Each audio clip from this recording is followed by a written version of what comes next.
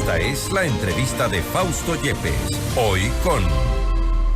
Estamos en este momento en contacto con el licenciado Álvaro Marchante, gerente de la empresa Comunicaliza, precisamente la que ha presentado estas tendencias de momento, ya a pocas semanas de que se realice la elección anticipada de agosto del 2023. Licenciado Marchante, gracias por estar con nosotros. Fausto Yepes le saluda, bienvenido. Muy buenas tardes, Fausto. Encantado de estar con ustedes y saludos a toda la audiencia. Gracias. Licenciado, básicamente lo que quisiera es ir analizando candidato binomio por binomio respecto primero de la tendencia, cómo está de acuerdo a esta primera encuesta, y la interpretación. Vamos un poco en un orden aleatorio. Revisamos el binomio de Daniel Noboa y Verónica Abad de Alianza Acción Democrática Nacional ADN con Movimiento Pueblo, Igualdad y Democracia y Mover. ¿Cuál es el porcentaje que ustedes han obtenido respecto de esta encuesta? Claro, mira, en este caso, justamente como decías, en el caso de Daniel Noboa, tenemos un candidato con un 3,8%, pero si me permites, y quizás sea también importante hablar algo de la metodología que hemos utilizado. Claro, es una encuesta que hemos realizado en las 24 provincias del país, a población de mayor de 16 años, con todos los cruces de sexo, edad y clase social. En total se entrevistaron a 3.658 personas con una metodología online GAWI, que es como se suele llamar. Esto nos arroja un margen de error de 1,6%.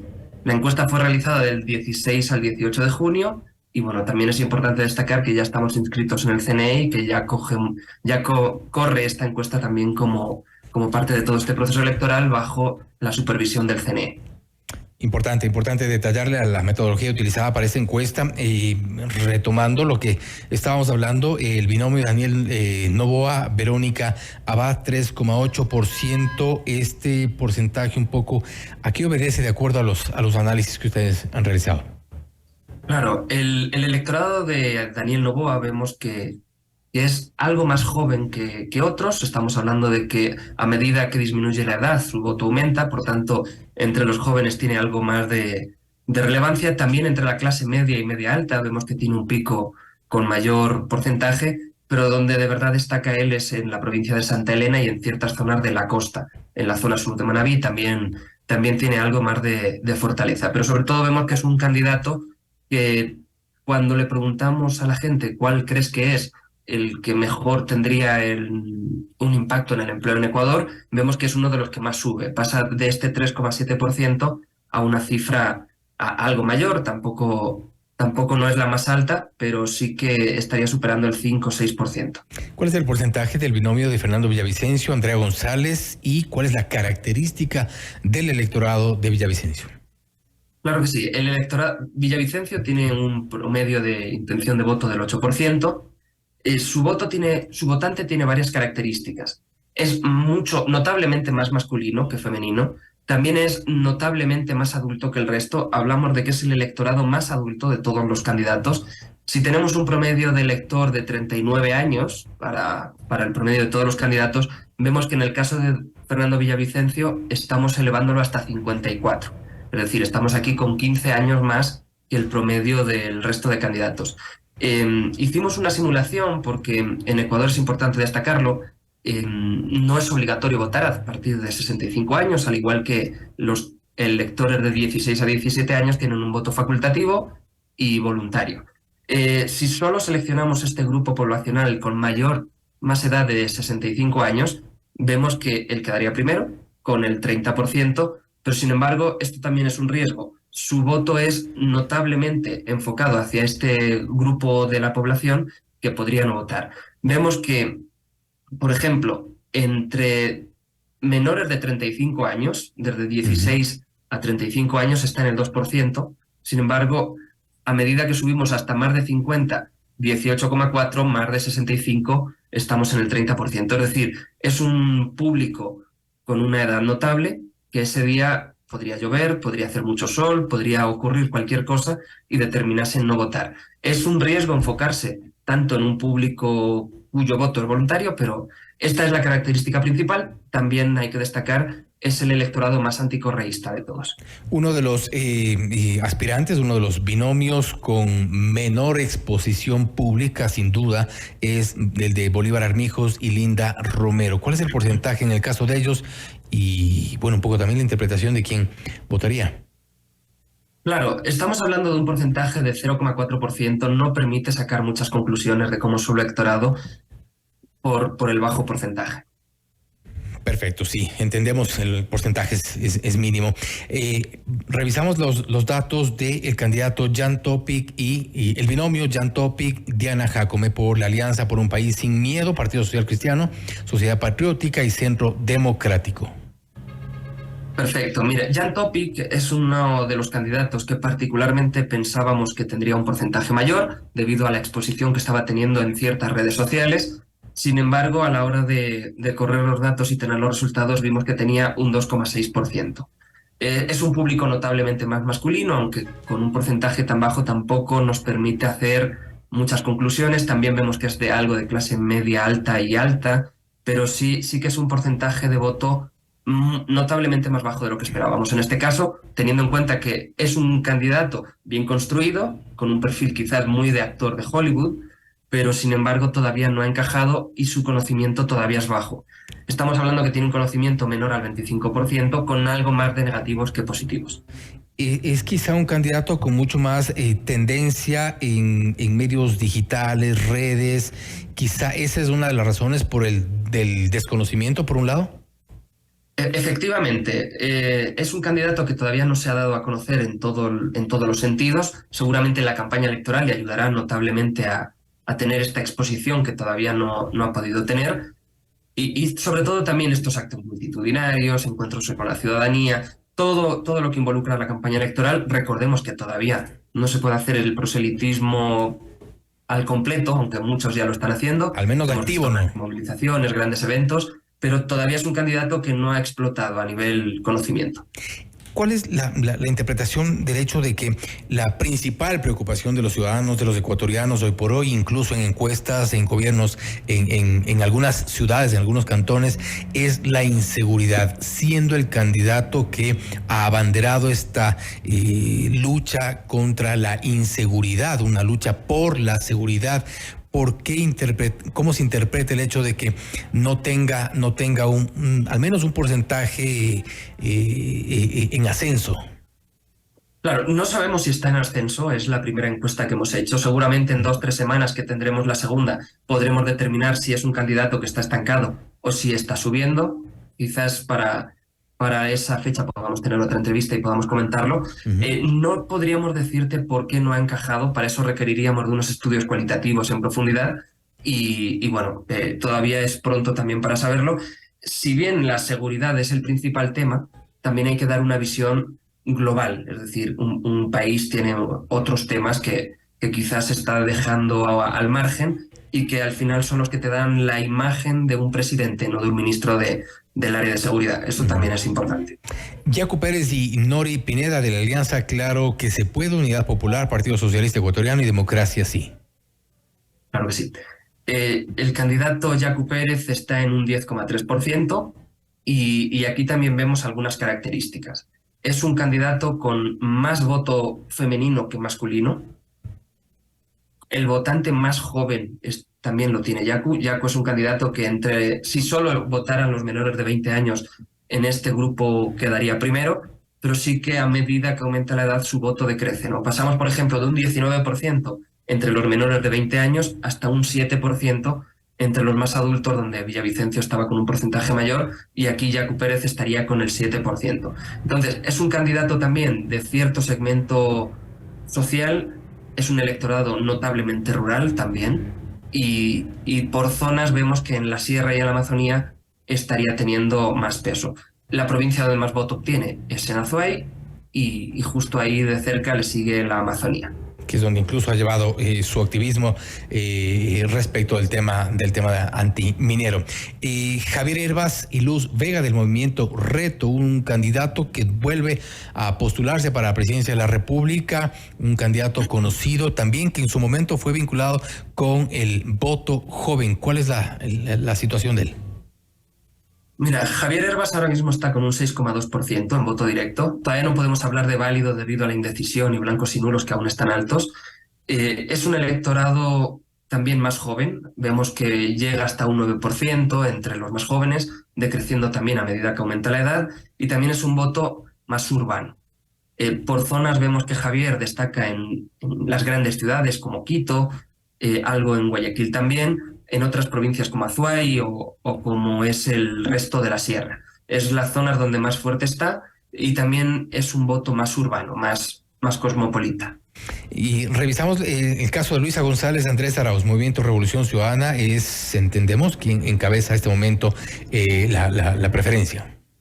Efectivamente, la candidata Luisa González ocupa el primer lugar con un 25,9%, casi un 26%, y aquí se produce algo extraño porque en otros espacios me han preguntado si siendo mujer podría recoger este voto femenino. Sin embargo, vemos que actualmente tiene más voto masculino que femenino. Estamos hablando de que el correísmo tiene un voto ideológico importante y aquí lo que vemos también es que son fuertes en edades medias. En los jóvenes están por detrás de Yacu Pérez, en los más adultos están por detrás de Villavicencio, entonces se centran en estas edades medias desde los 20 hasta los 50. Por clases es un grupo de votantes que siempre se ha caracterizado por estar entre la clase baja y la clase media baja, se mantienen en estos porcentajes, y por zonas geográficas vemos que Manabí es el lugar donde tendrían mayor acogida, también las provincias de la costa. Finalmente, el caso de Otto Sonnenhorstner y Erika Paredes de la alianza Actuemos y Avanza y Suma. Ellos también han experimentado, entendemos, un crecimiento importante en estas últimas semanas. Efectivamente, Otto Sonnenhorstner estaría en segundo lugar, un punto por delante de Yacu Pérez. Aquí estamos hablando de un público que también tiende a ser más femenino, llegando hasta el 13%.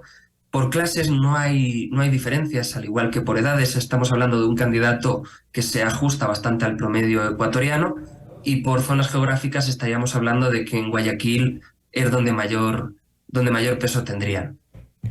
Creo que es importante también para terminar este análisis que hemos hecho de cada uno de los candidatos, de cada uno de los binomios y sus respectivas alianzas. ¿Qué va a pasar con los indecisos? ¿Cómo está ese porcentaje y hacia dónde podría ir este porcentaje de votos de indecisos? ¿Hacia qué sectores? No vamos a hablar de binomios, pero sí de ciertos sectores en cuanto al voto joven, adulto, voto incluso si es que se tratara de voto urbano, rural en general. Claro. Aquí es importante decir, los indecisos todavía no muestran una tendencia. Además, se muestran, cuando preguntábamos por la escala de correísmo-anticorreísmo, se muestran también en las posiciones intermedias. Entonces, lo que aquí vemos es que hay 3 candidatos que han lanzado sus candidaturas. Vamos a decir, aunque las han lanzado de manera discreta y todavía no han iniciado una precampaña, como se lo ha hecho, por ejemplo, Luisa González, Fernando Villavicencio, etc. Estamos hablando de que Yacu Pérez no se le ve activo todavía de manera pública, Otto Sonnenhorstner tampoco y Javier Herbas tampoco. Seguramente serán estos 3 los que más facilidad tendrán de recuperar o de motivar a este votante indeciso que está a expensas de ver cuál le enamora más. Todavía tenemos también algo de expectativa en Jan Topic. Es un candidato que, a medida que hay escándalos de delincuencia, como han pasado en Quito este fin de semana, como ocurren a lo largo y ancho del país, podrían hacer que cierto perfil de votante mire sus ojos hacia Jan Topic. Una de las preguntas que hacíamos, más allá de cuál es el principal problema, que es la inseguridad con el 35%, duplicando a la falta de empleo, era de las 3 siguientes acciones, ¿cuál crees que le debería dar el próximo gobierno prioridad? Aquí hablamos de que el 57% de la población indica que le gustaría que trabajasen en temas de seguridad para controlar la delincuencia. Luego también tenemos un 25% que prefiere que se generen políticas de empleo y un 17% que se centren en la lucha contra la corrupción. Pero sobre todo este 56,7% que prefiere o que se enfoque el siguiente gobierno en materia de seguridad, sí puede ser razón suficiente para que vayan motivando a este electorado un candidato como Jan Topic, aunque también vamos a ver, aunque todavía no lo han hecho, que todos los candidatos van a hablar de seguridad. Seguridad es el tema número 1, cualquier campaña.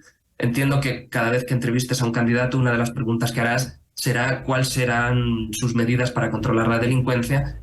Todos los candidatos tendrán que hablar. Hay candidatos para los cuales es más lejano el concepto de seguridad. Por ejemplo, tenemos aquí a Yacu Pérez, que lo centró como una minga de seguridad. Hay que ver si eso a la gente le es suficiente o si prefiere algo más sólido y consistente como tendría un candidato como Jan Topic. En el caso de los candidatos, y bueno, vemos que es un importante porcentaje del cual podrían echar mano ya en los 10 días que tienen de campaña electoral. ¿Qué tan importante es o será en esta campaña el uso de redes sociales, el uso de medios digitales? En algunos casos incluso hemos visto, se crean supuestos medios digitales que comienzan a generar cierto tipo de información, y me refiero a esto concretamente porque ya se ha visto mucho campaña anticipada, en algunos casos incluso muy complicado de controlar, de monitorear por parte de las autoridades electorales. ¿Qué tan importante es el uso de redes? Las redes sociales vimos, por ejemplo, que en la campaña anterior fueron determinantes para un candidato. Una red como TikTok hizo que un candidato relativamente desconocido, como Javier Herbas, que en muchas encuestas estaba por debajo del 1%, llegase hasta un 15,6%. Es decir, las redes sociales son clave, como también lo son los medios de comunicación, el trabajo en territorio y todo el trabajo que se realiza de manera habitual en una campaña. No se puede centrar un candidato solo en redes sociales porque, por ejemplo, en el caso de TikTok, en ese momento vimos que solo había un candidato, por tanto era novedad. Ahora tenemos a todos en TikTok, tenemos a todos en Instagram, tenemos a todos en Facebook, por tanto la mera presencia es obligatoria, pero también una estrategia sensata de comunicación y de diferenciación con los demás. ¿Cuál será el factor determinante para captar los votos, para captar a este porcentaje de indecisos, a esta gente que no tiene todavía un panorama claro de por quién votar? No hay un candidato que le haya ofrecido algo determinante como para poder decidir su voto. ¿Cuál es el factor determinante allí? Claro, es muy difícil saber cuál va a ser el factor determinante porque en cada campaña se sabe después, ¿no?, qué es lo que funcionó. Cada campaña va a tener su estrategia. Vemos que unas candidaturas se están centrando en la figura de un líder político, otras candidaturas se están centrando en fortalecerse con la consulta popular del Yasuní. Entonces vamos a tener muchos elementos. Quizás a medida que vayan apareciendo las estrategias o se vayan evidenciando lo que está haciendo cada candidato, con las encuestas podremos ir midiendo cuál es el tema más efectivo, pero sí que todavía es pronto para saber lo que mejor funciona. Obviamente, hablando a grandes rasgos, podríamos decir diferenciarse del resto de candidatos. Si todos hablan de seguridad, cada uno tiene que tener un punto de vista diferente. También dar una visión de Estado y de hombre de Estado, o de mujer de Estado, en el caso de Luisa González, porque no solo te eligen para arreglar un problema, te eligen para dirigir un país. Esto también es importante. Y luego, aunque a algunos candidatos esto no les va a gustar, pero es ser entretenido. Hay un concepto en inglés que se llama politainment, la mezcla de política y entretenimiento en inglés, y es que si estamos utilizando un estilo muy serio y muy rígido, quizás solo vamos a estar en un grupo quizás de más edad, pero difícilmente vamos a llegar a un público más joven que no le interesa la política, que está molesto con los políticos y que está deseando que pase esto para poder hacer su vida normal y no tener publicidad de los políticos. Se viene sobre todo una campaña desafiante para los 8 binomios. Licenciado Marchantey, muchas gracias por haber estado con nosotros. Estaremos igual pendientes de las nuevas encuestas, tendencias, y pues le convocaremos para nuevos análisis sobre lo que ocurre en el panorama electoral en Ecuador. Encantado, Fausto. Será un placer acompañaros más adelante. Nuevamente, gracias. Ha sido Álvaro Marchante, gerente de Comunicaliza, a propósito de las últimas encuestas que han sido ya publicadas en algunas redes sociales también, que han sido y sobre las cuales hemos hecho un análisis binomio por binomio respecto de las tendencias, del tipo de electorado que maneja cada uno de los binomios y también cuál es la posibilidad que tienen de crecer respecto de sus porcentajes actuales. Hay todavía maneras y formas de convencer a un electorado importante que está todavía indeciso sobre quién votar, nos ha comentado Álvaro Marchante. Esto es Notimundo Estelar, siempre bien informados.